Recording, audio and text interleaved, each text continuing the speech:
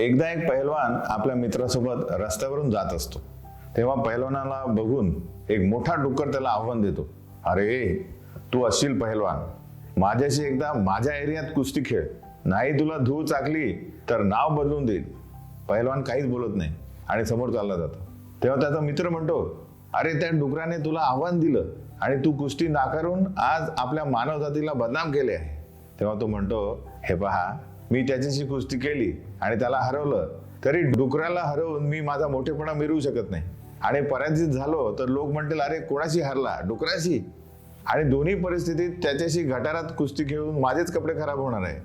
म्हणून आपण वादविवाद कोणाशी करतोय, प्रतिस्पर्धी कोण आहे, त्याची पातळी काय आहे, हे जाणून घेणे अत्यावश्यक आहे. प्रत्येक वादाला प्रतिवाद दिलाच पाहिजे असं नाही.